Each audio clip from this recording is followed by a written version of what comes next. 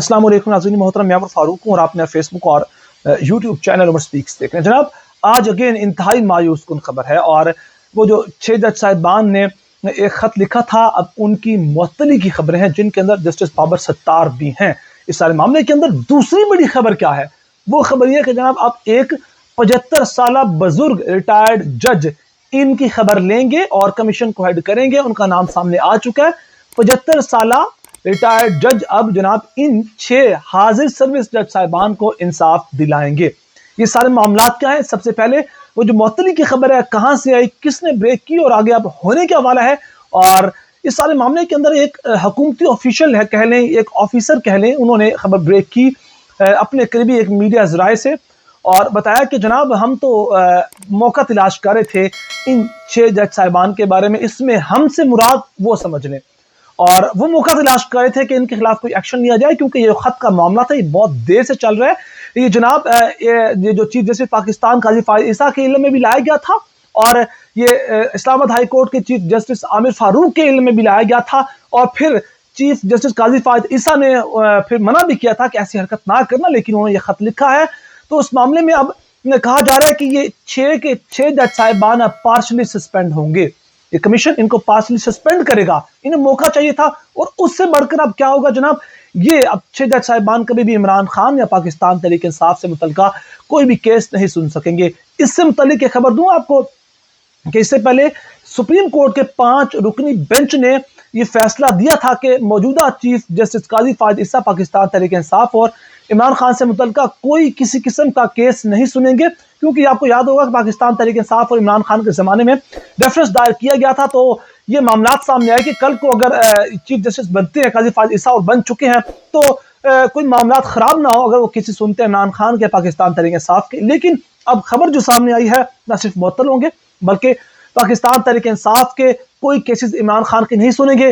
पीछे बचते हैं 2 जज साहिबान, जिनमें जनाब जस्टिस आमिर फारूक हैं और जस्टिस गुल हसन ज़ेब है।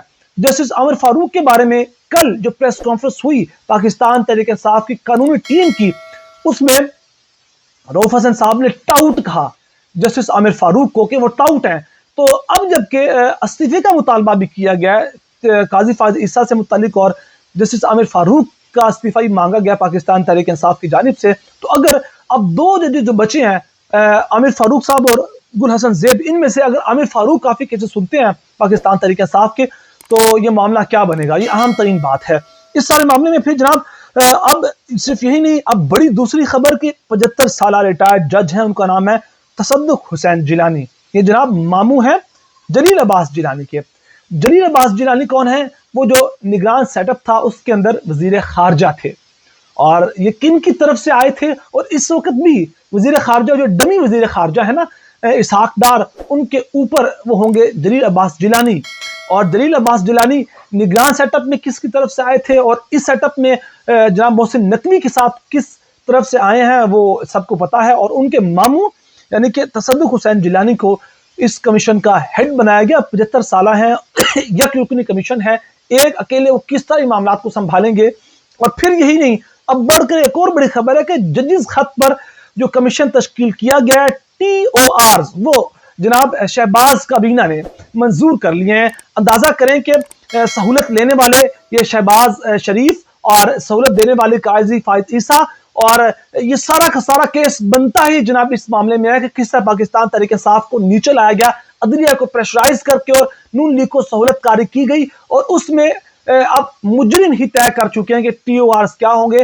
पंजाब काबीना ही तय कर चुकी है कि अब इस कमीशन, ये जो कमीशन बनाया गया यक रुकनी कमीशन, ये किस तरह मामला की तहकीक करेगा।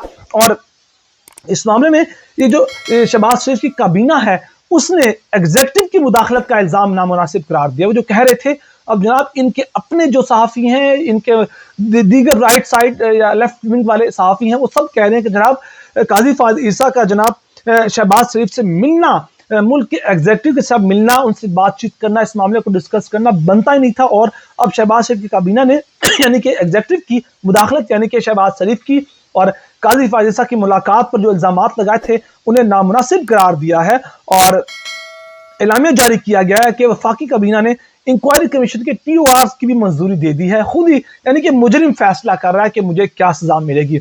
اس سے پاکستان میں زیادہ کوئی مزے کا خیز بات ہو نہیں سکتی. عدل کے ساتھ، نظام عدل کے ساتھ کوئی اس سے بڑا مذاق نہیں ہو سکتا. اور کہتے ہیں جو ٹی او آر کی منظوری دی گئی ہے اس کے تحت انکوائری کمیشن جدید کے خط میں عائد کردہ الزامات کی مکمل چھان بین کرے گا. اس سے پہلے کتنے کمیشن بنے اور کتنے جو کمیشن بنے ان کی کتنی رپورٹ سامنے آئی ہے، یہ ذرا آپ کو دیکھ لیجئے گا. اور ٹی او آر میں یہ بھی شامل ہے کہ انکوائری کمیشن تعین کرے گا کہ کیا کوئی اہلکار براہ راست مداخلت میں ملوث تھا یا نہیں، اور کمیشن کو انکوائری کے دوران کسی اور معاملے کی بھی جانچ کرنے کا اختیار ہوگا. یعنی کہ اندازہ کر لیں کہ اس سارے معاملے کے اندر اب مس کنڈکٹ کی بات کی گئی ہے کہ کیا ان جج صاحبان نے کوئی مس کنڈکٹ تو نہیں کیا اس طرح کا خط لکھ کر. یعنی کہ ان جج صاحبان کے ساتھ جو مسائل ہو رہے ہیں، بیڈ رومز کے اندر ویڈیوز پرائیویٹ ریکارڈ کی جا رہی ہیں، ان کے اداروں کو اٹھا کر اغوا کر کے جو معاملات کیے جا رہے ہیں وہ اس کو اتنا نہیں دیکھا جائے گا، بلکہ دیکھا بھی یہ بھی جائے گا کہ کیا انہوں نے مس کنڈکٹ تو نہیں کیا، کیا انہوں نے اپنے مسائل بیان کر کے کوئی اپنی ذمہ داری سے بھاگے تو نہیں ہے.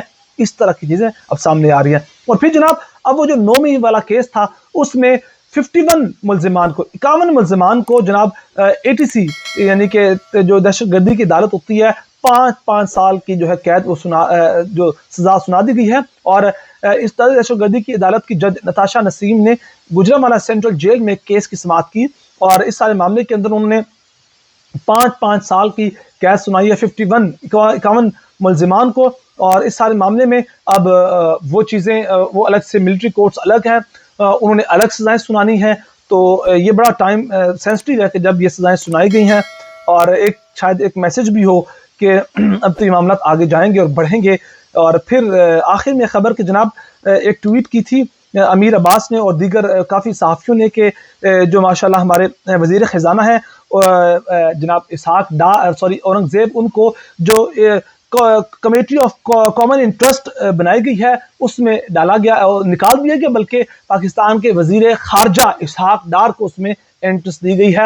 اس سے پہلے جب ایک اقتصادی کمیٹی بنی تھی اس میں بھی جناب ان کو نہیں انکلوڈ کیا گیا تھا، وزیر خزانہ کو محمد اورنگزیب کو. اور پھر اس کے بعد پھر جو پرائم منسٹر ہیں انتہائی ویک پرائم منسٹر پاکستان کے، ان کو دوبارہ اعلان کر کے کمیٹی سے اسحاق ڈار کو نکالنا پڑا تھا اور محمد اورنگزیب جو پاکستان کے وزیر خزانہ ہیں ان کو شامل کیا گیا تھا.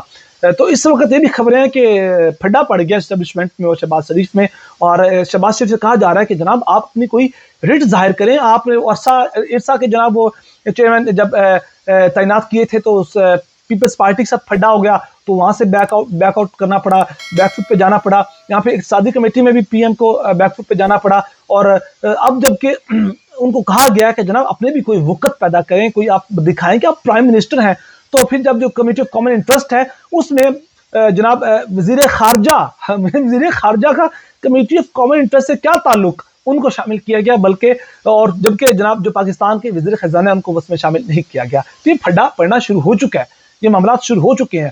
تو اس وقت سارے خبریں جو تھیں وہ شیئر کی، اپنا بہت سارا خیال رکھے گا، چینل کو ضرور سبسکرائب کیجیے گا. اللہ نگہبان.